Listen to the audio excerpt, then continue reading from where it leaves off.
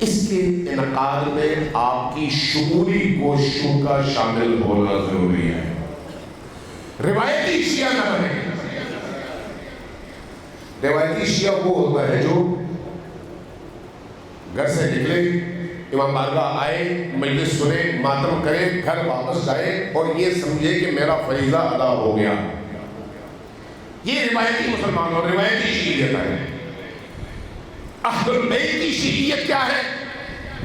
اہل البیت کے نظریات اور ان کے مکتب کو درپیش خطرات کو سنگے، ان خطرات کا ادراک کرے، ان خطرات کے سدباب کے لیے اپنی توانائیوں کے مطابق جو وہ کر سکتا ہے وہ انجام دینے کی کوشش کرے، اور اس دین کو بچائے جس دین کو بچانے کے لیے زہرا کے لال نے کربلا میں قربانی دیا ہے. اس کے لیے شعوری طور پر میدان میں آئے، شعوری طور پر ان خطرات کو سمجھے جو خطرات آج تشیع کے سر پر منڈلا رہے ہیں. ان کو سمجھنے کی ضرورت ہے اور ہم میں سے ہر فرد کو سمجھنے کی ضرورت ہے. معنی کے حوالے سے یہ جو ایام ہے یہ دلوں کی تطہیر کے ایام ہیں، دلوں کی پاکیزگی کے ایام ہیں. اگر آپ اپنے دل کی تطہیر چاہتے ہیں تو ان آنسو کے ذریعے سے جو حسین بن علی پر بہتے ہیں اپنے دل کی نورانیت میں اضافہ کریں، اپنی دل کی نورانیت میں. اس موقع سے فائدہ اٹھائیں، حسین ابن علی کے قریب تر ہوں.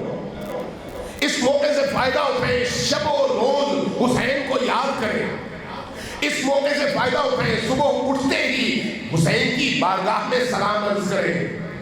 اس موقع سے فائدہ اٹھائیں، رات کو سونے سے پہلے ایک زیارت عاشوراء پڑھ کر سوئیں.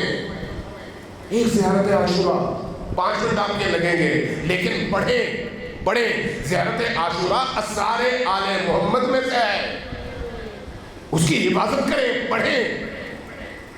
کوشش کریں روز کم از کم 100 بار ایک تسبیح سورہ اخلاص پڑھیں اور بارگاہ حسینی میں ہدیہ کر کے کہیں کہ مولا حسین میرا بڑا دل چاہتا ہے کہ آپ سے جڑ جاؤں، بس وہ جو درمیان میں رکاوٹیں ہیں وہ آپ دور کر دیجئے. وہ رکاوٹیں دور ہوں گی. حسین ہم سب سے زیادہ ہمارے خیر خواہ ہیں. حسین کی نظر عنایت بہت وسیع ہے.